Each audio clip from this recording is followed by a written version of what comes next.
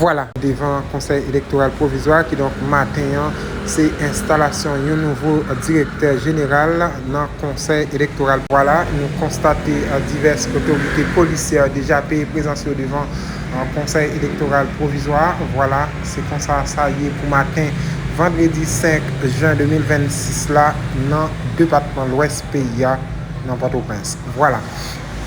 C'est comme ça, nous, un dispositif sécuritaire déjà prend devant CEPA pour matin. Côté nous constater arrivée ministre en justice et sécurité publique là, maître Patrick Pellissier. Voilà, ça c'est docteur Patrick Pellissier lui-même qui a entré dans le conseil électoral provisoire.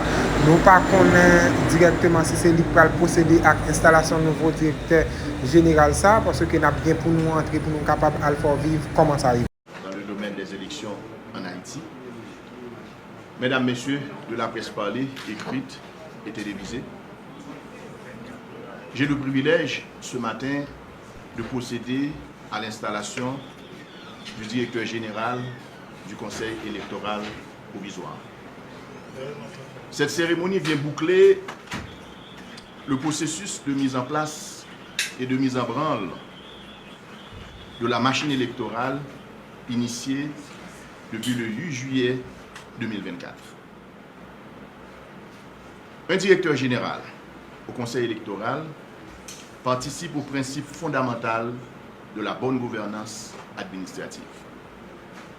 En effet, ce poste au Conseil électoral existe depuis le décret du 16 juin 1989 réglementant le fonctionnement du Conseil électoral permanent.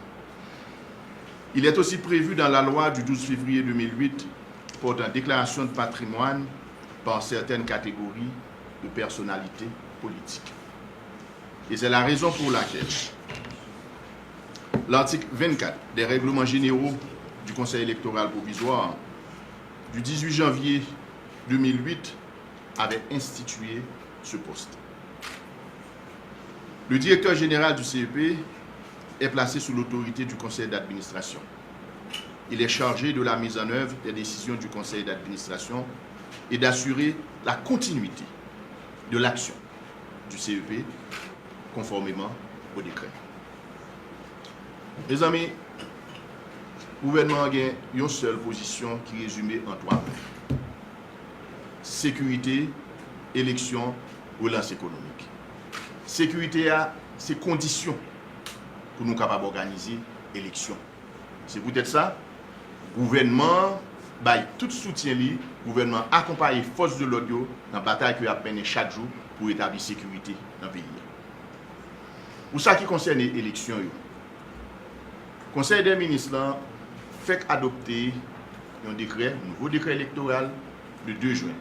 Son étape essentielle qui franchit. Pour ça qui concerne les documents, ça, décret ça, c'est une proposition que le conseil électoral là a fait à gouvernement et le conseil ministre là a profité beaucoup de parler, prendre de nouvelles dispositions pour les renforcer document ça, pour nous capables d'éviter une série d'erreurs qui étaient produites dans le passé, qui étaient toujours mis les pays dans le courir, dans la tête chargée, diviser la société et puis créer instabilité.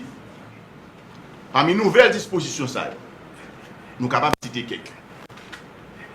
Un parti politique, besoin pour plus petit, 30 000 membres enregistrés pour les capables de participer dans l'élection.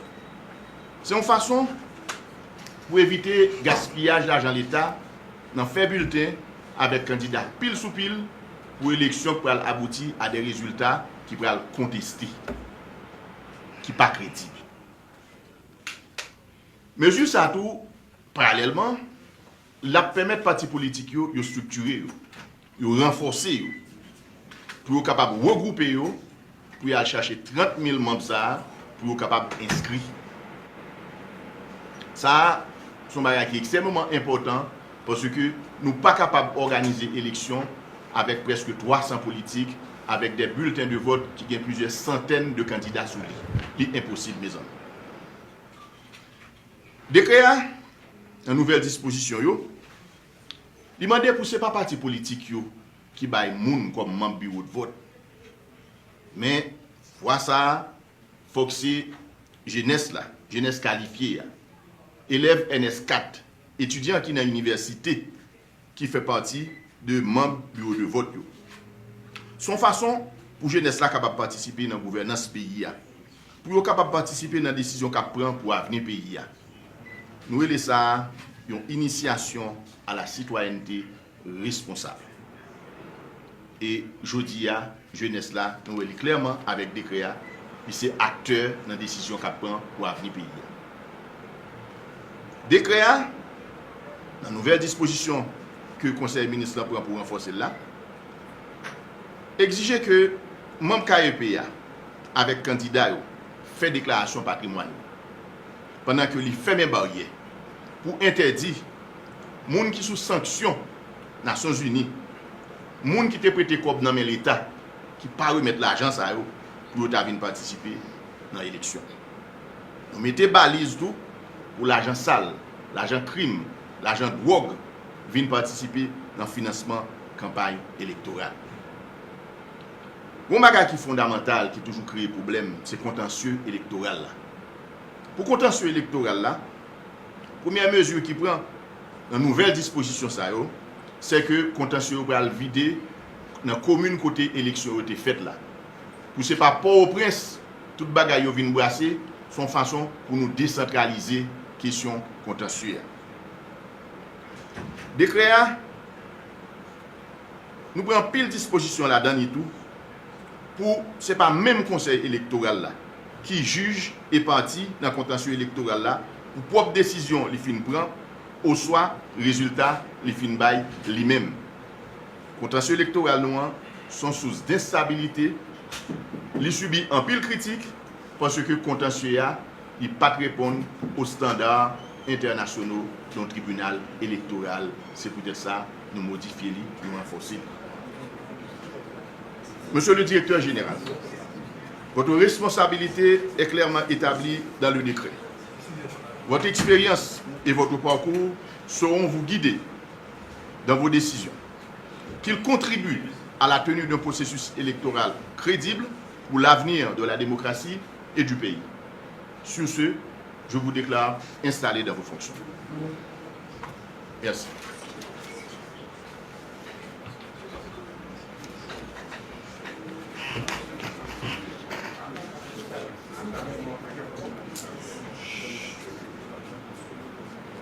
Donne une copie de votre application.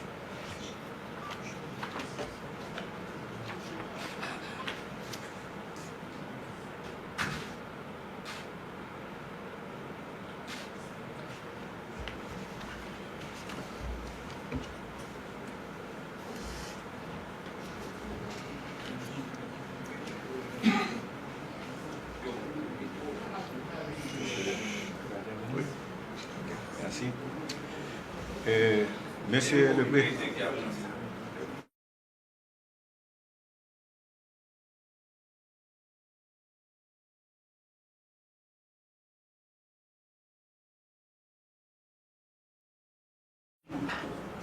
Ça va?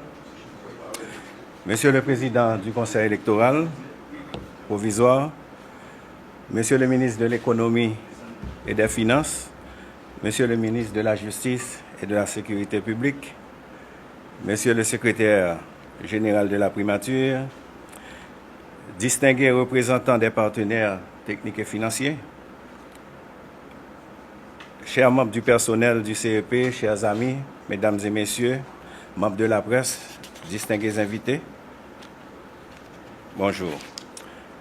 C'est avec une conscience aiguë des lots de responsabilités qui m'incombent et avec la gravité que commande ce moment, dans un contexte de crise politique, économique et sociale, que je prends aujourd'hui officiellement mes fonctions de directeur général du Conseil électoral provisoire.